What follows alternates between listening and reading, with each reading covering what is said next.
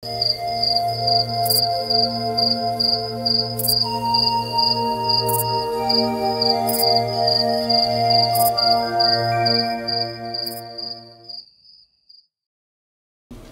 un peu l'histoire du village. Cette gare se situe sur une zone qui a déjà une vocation. Il ne faut pas l'oublier, qu'il y a déjà une gare TER. Et ensuite, à proximité de cette gare, il y a du développement économique. Donc on ne fait que confirmer, avec le choix d'implantation de cette gare, sur le site, la vocation du site.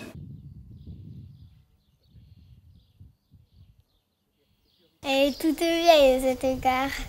Elle a été inaugurée en 1857. Et grand-père, c'était comment en 1857? C'était un lieu très actif.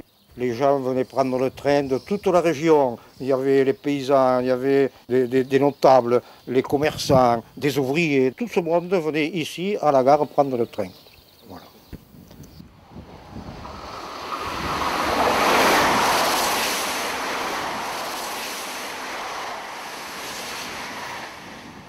Grand-père, il y a Michel et Pierre. Ils rentrent de Besançon? Salut Jano. Bonjour Michel. Bonjour Dora. Bonjour Pierrot. C'est moi. Voilà. Tu vas bien? Au revoir. Elle était comment cette gare? Elle était grande, elle était petite?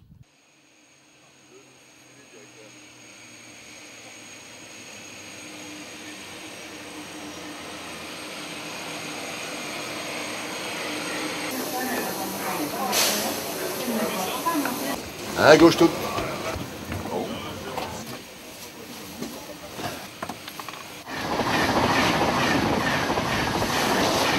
Vous êtes arrivé à Besançon-Franche-Comté TGV, voie 3. Assurez-vous de n'avoir rien oublié dans le train.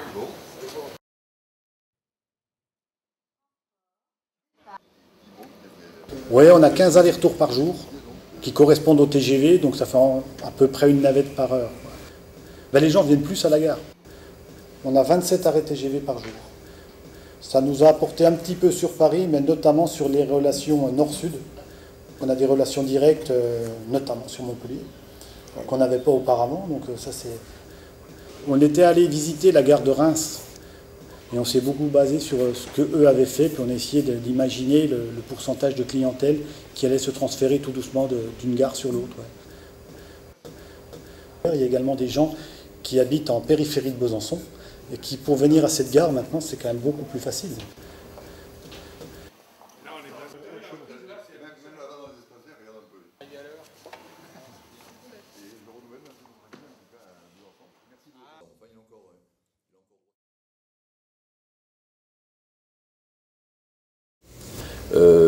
Il y a à Besançon beaucoup de choses à voir. La ville, par sa citadelle, est classée au patrimoine mondial de l'UNESCO. Donc une ville patrimoniale, une ville très ancienne, puisqu'elle a plus de 2 millénaires d'histoire. Il y a une grande intégration environnementale. Nous avons un très bon architecte. Et il l'a effectivement parfaitement intégré au paysage. Pénétrer dans Besançon, ça allait être très compliqué. Ça allait coûter très cher, il fallait refaire des tunnels, c'est très compliqué. Et pour en ressortir aussi. Alors le choix nous avait été posé, est-ce que vous voulez la gare au centre-ville ou en périphérie comme ici? Nous sommes quand même à 17 km de Besançon. Si on exigeait l'entrée dans Besançon, à mon avis, on n'allait pas avoir le train. Oui, c'est une gare qui est exemplaire, c'est une gare qui est agréable, on y accède donc facilement, même si elle est effectivement à 17 km de la ville. Il y a une voie ferrée qui continue jusqu'à la gare de Besançon, et lorsque les TER arrivent à Besançon, ils viennent aussi ici jusqu'à la gare. Et je crois que c'est indispensable.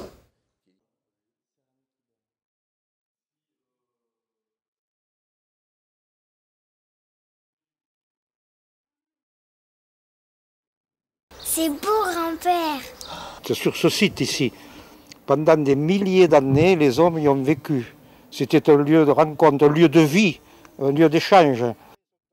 Et puis, petit à petit, quand la paix est arrivée, ils sont descendus dans la plaine et ils ont construit des villages dans la plaine. De l'autre côté de la colline, tu verras, il y a un village, et c'est là où je suis né. Ce village, c'est Nissan-les-Anserines.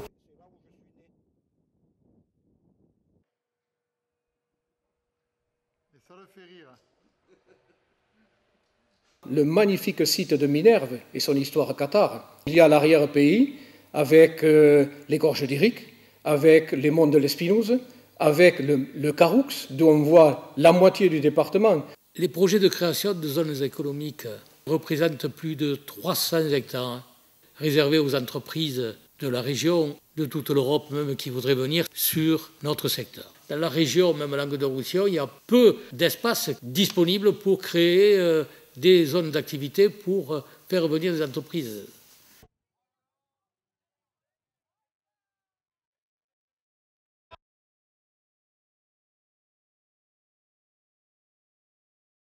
Entre ces deux tunnels, celui du canal du Midi et celui des eaux de l'étang, les ingénieurs de la compagnie du chemin de fer du Midi, au XIXe siècle, ont fait passer leur grande ligne Bordeaux-7.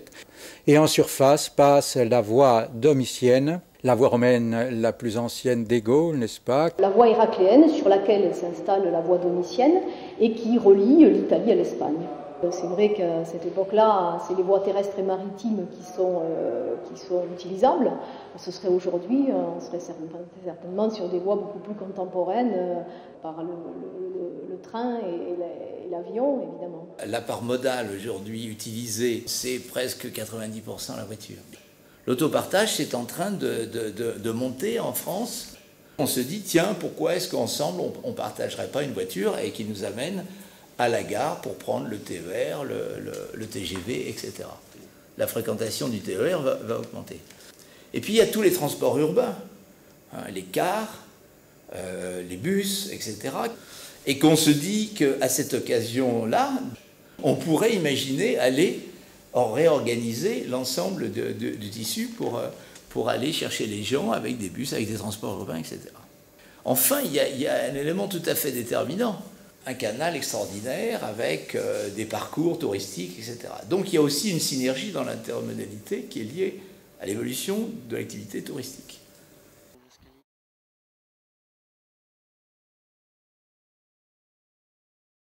En 1995, les études ont bien montré que c'était le meilleur emplacement pour la gare LGV du Biterrois. Nissan Sud de France est une gare à vocation européenne. Nissan Sud de France, c'est une gare au cœur du Languedoc. Nissan Sud de France est une gare qui répond à la meilleure zone de chalandise de voyageurs. Nissan Sud de France, c'est une accessibilité aisée tout au long de l'année, y compris en période touristique. Nissan Sud de France sera bien évidemment un modèle d'intermodalité. Nissan Sud de France, c'est à l'évidence le projet le moins cher.